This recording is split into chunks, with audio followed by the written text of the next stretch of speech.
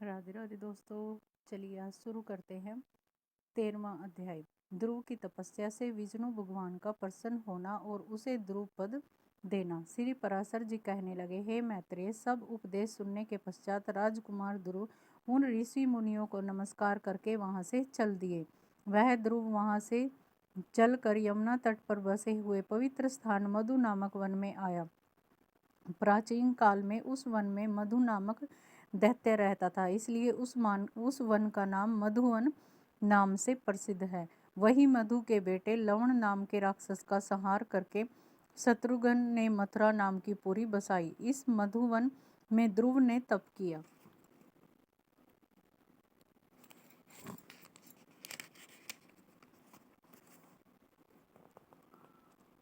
मरीचि आदि ऋषियों ने उसको उपदेश दिया था। उसने उसी तरह अपने मन में विराजित श्री विष्णु भगवान का स्मरण कर तपस्या आरंभ की। इस तरह हे द्विज, उससे प्रसन्न होकर उसके हृदय में भगवान विष्णु प्रकट हुए। उसके हृदय में स्थित होने के कारण यह पृथ्वी उसके भार को सहन न कर सके।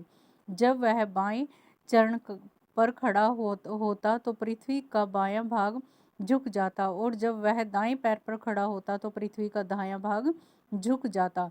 जब वह अपने चरण के अंगूठे द्वारा पृथ्वी को मध्य में दबाकर खड़ा होता तो पहाड़ों सहित संपूर्ण भूमंडल विचलित होने लगा।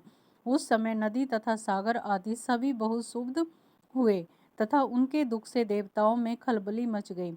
हे मैत्रेय, तब याम नाम के देवता ने अति दुखित हो इंद्र के साथ परामर्श किया और ध्रुव का ध्यान तपस्या की ओर से हटाने के प्रयोजन से उसकी तपस्या भंग करने लगे। कुष्मांड नाम के उपदेवता ने अनेक रूप ग्रहण करके उसकी समाधि भंग करने के साधन किए। उसी समय माया से रची हुई उसकी माता सुनीति नयनों से अश्रु लिए उसके सामने प्रकट होकर कहने लगी, बेटे बेटे, ऐसा कहकर वह करुणा वचन कह उठी, हे बेटा, अब अपनी देह को नाश करने वाले इस भयावह तप को छोड़ दो।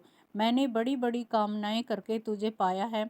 सोत के कड़वे वचनों को सुनकर तू मुझ दुखिया अनाथ को क्यों त्याग देना चाहता है? हे पुत्र, मेरा एकमात्र सहारा तू ही तो है। कहाँ तू 5 वर्ष का है और कहाँ यह डरावना वन? इस क्लेशमयी तपस्या को छोड़ दे, क्योंकि अभी तो तेरे खेलने कूदने के दिन हैं। फिर अध्ययन का समय आएगा, फिर भोगों को भोगना, तब सबके बाद में तपस्या करना उचित है। हे पुत्र, यह तेरे खेलने के दिन है।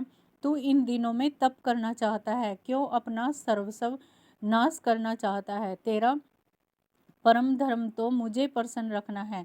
हे पुत्र, इसलिए तू अपनी अवस्था के अनुसार कर्मों में ही रत हो।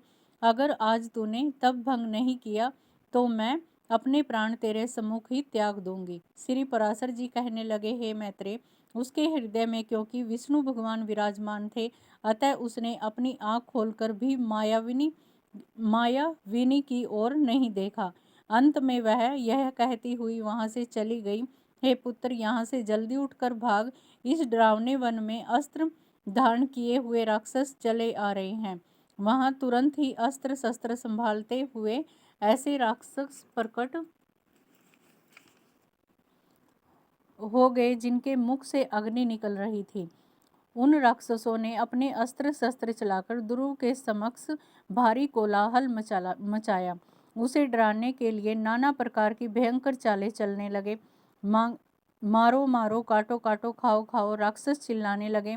फिर शेर, ऊंट और मगर जैसे मुख वाले राक्षस राजकुमार ध्रुव को डराने के लिए हुंकारने लगे, किंतु भगवान भक्त बालक को न कुछ सुनाई दिया और न ही दिखाई। वह एकाग्रचित होकर भगवान नारायण को ही देखता रहा और उसने किसी और भी नहीं निहारा। जब सब मायाएं हार गई तो देवतागण घबराने लगे। अतः वे सब मिलकर विष्णु भगवान की शरण में आकर बोले, देवादिदेव, ध्रुव के तप से संतप्त होकर हम आपकी शरणागत आए हैं। जिस तरह चंद्रमा अपनी कलाओं द्वारा दिन प्रतिदिन बढ़ता है, उसी तरह वह तप के कारण निस्वार उन्नति कर रहा है। हे जनार्दन, ध्रुव की तपस्या से डरकर हम आपके शरण में आए हैं।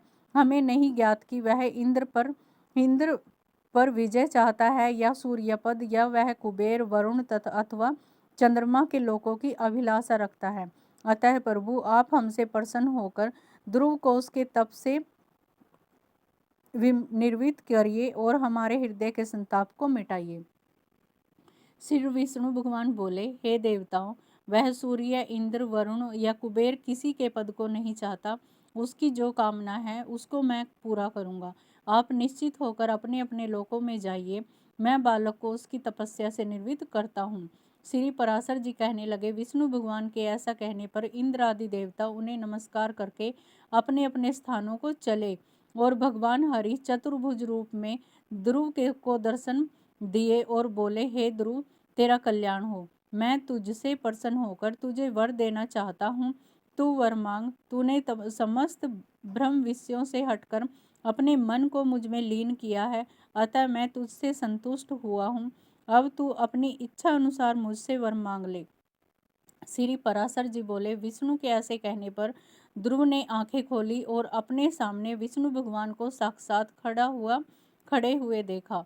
श्री अच्युतम को किरीट तथा शंख, चक्र, गदा, सारंग, धनुष तथा खड्ग धारण किए हुए देख उसने धरती पर नतमस्तक करके प्रणाम किया और स्तुति करने की इच्छा करने लगा। पर स्तुति किस प्रकार करे यह सोचकर उसका मन व्याकुल होने लगा। अंत में ध्रुव बोला कि हे प्रभु, यदि आप मुझसे प्रसन्न हैं तो मुझे वर दीजिए कि जिससे मैं आपकी स्तुति कर सकूं, क्योंकि मैं उसे करना नहीं जानता। जिनकी गति ब्रह्म आदि भी नहीं जानते, उन्हें मैं कैसे पहचान सकता हूँ। मेरा मन आपके चरणों की स्तुति करना चाहता है, अतः आप उसके लिए मुझे ज्ञान दीजिए। श्री पराशर जी कहने लगे, हे विप्र, तब प्रभु ने अपनी शंख के आगे के भाग से ध्रुव का स्पर्श कर दिया। तत्काल ही ध्रुव नारायण की स्तुति करने लगा। मैं उसी भगवान को प्रणाम करता हूँ जिनके रूप पृथ्वी, अग्नि, वायु, आकाश, मन, बुद्धि, अहंकार तथा मूल प्रकृति हैं। मैं उन महानारायण को प्रणाम करता हूँ जो अति शुद्ध, सूक्ष्म, सर्वव्यापक तथा प्रधान से भी परे हैं। धरती आदि संपूर्ण भूत, गंधादि, उनके गुण, बुद्धि आदि 13 कारण हैं और प्रधान तथा पुरुष जीव से भी परे जो सनातन पुरुष है।